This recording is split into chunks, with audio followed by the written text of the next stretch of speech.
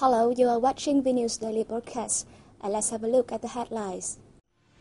The National Assembly has passed the law on the capital city and the revised law on personal income tax.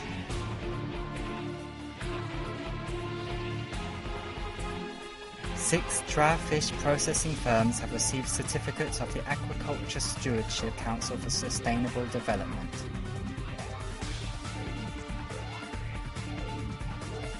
An international conference on traffic safety takes place in Hanoi to help the government build policies in this field.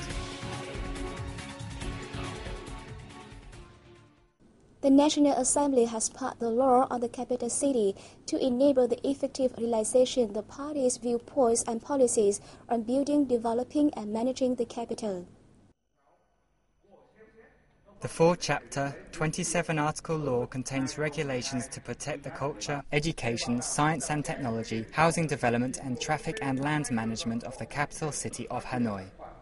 Under the law, planning must be approved by the Prime Minister after the National Assembly gives a nod. The law prohibits expanding hospitals within the inner city, and new industrial zones and industrial production enterprises, tertiary education and vocational training institutes are not allowed to be built in the inner districts. The city's architecture, landscape and construction must follow a master plan to ensure preservation and promotion of cultural and historical values and create a green area for the city as well as the two sides of the Red River.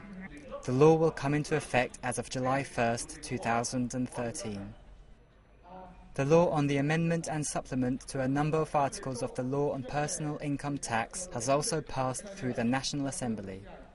Under the revised law, the taxable threshold for the individual taxpayer will be raised to 9 million dong, while the deduction for each dependent will be 3.6 million dong, effective as from July 1st next year. In case the consumer price index sees fluctuations at over 20% compared to the level at the time the law takes effect, or the latest adjustment of deduction, the government is to propose suitable adjustments to the National Assembly Standing Committee. The 4th International Seminar on the East Sea wrapped up in Ho Chi Minh City on November 21st. After 3 days of sitting, participants stressed that, speaking from historical experience, the use of force or threat to use force cannot solve disputes and peaceful measures are the only choice. The event, themed East Sea Cooperation for Regional Security and Development, drew 200 delegates, including 100 international representatives from 27 countries and territories. President of the Diplomacy Academy of Vietnam, Dung Trinh Quy, said delegates had analyzed and exchanged views on the causes of tension in the East Sea. They assessed factors that influenced the making and implementation of East Sea policies in some countries, and further analyzed the interests and roles of parties directly and indirectly concerned in the dispute.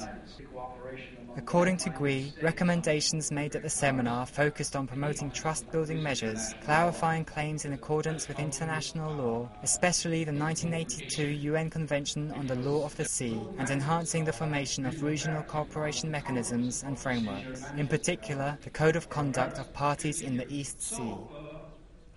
The scholars affirmed that enhancing ASEAN's role is an element to promote dialogue and cooperation. The Vietnam Mennonite Church held its second General Conference in Ho Chi Minh City on November 21st. The two-day event attracted more than 400 delegates, including 212 dignitaries and followers from 24 cities and provinces. This year's conference will review the 2008-2012 operational period, elect a new executive board for the second tenure, and adopt the 2012-2016 working plan. Addressing the conference, Nguyễn Thanh Xuân, deputy head of the Government Committee for Religious Affairs, affirmed that the state follows a consistent policy that respects and ensures people's rights to religious and belief freedom, as well as encourages progressive religious activities destined for the benefits of the nation and people. The Vietnam Mennonite Church received the government's recognition as a religious organization in September 2007. It received the state recognition of its legal status in February 2009.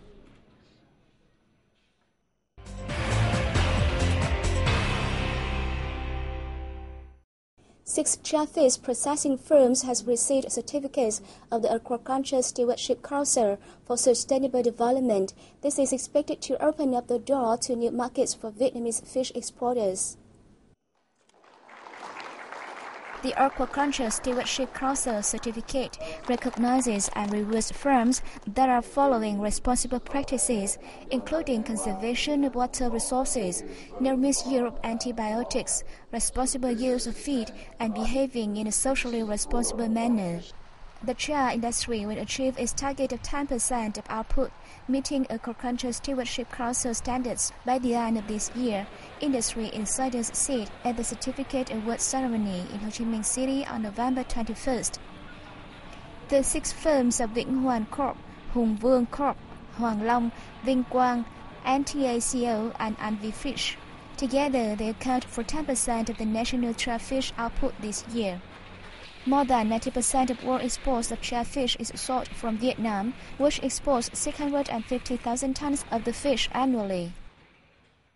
Vietnamese and German environmental experts gathered in Hanoi on November 21st at a seminar to discuss Vietnam's opportunities and challenges as the country moves to join the global carbon market.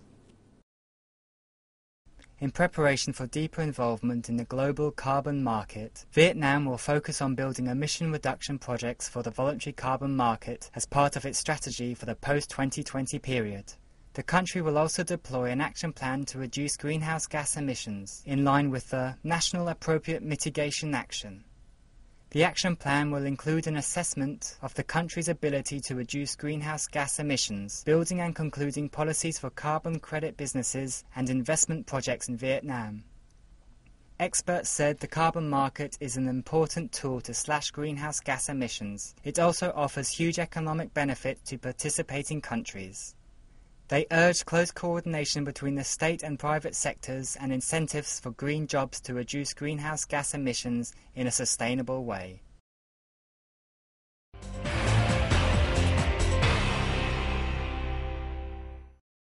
An international conference on traffic safety took place in Hanoi on November 22nd.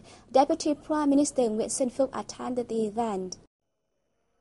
The conference, the first of its kind in Vietnam, was co-organized by the National Committee on Traffic Safety and the World Bank in Vietnam. Addressing the opening ceremony, Deputy Prime Minister Nguyễn Xuân Phúc said that he hopes international and domestic scientists, managers and experts will exchange views and share experiences to help the Vietnamese government build policies, strategies, plans and projects to ensure traffic safety. At the event, participants pointed out that Traffic Safety Administration and the road network have failed to meet the increasing transportation demand, thus causing major problems in Vietnam. At the same time, people's knowledge of traffic laws and law-abiding sense are still low.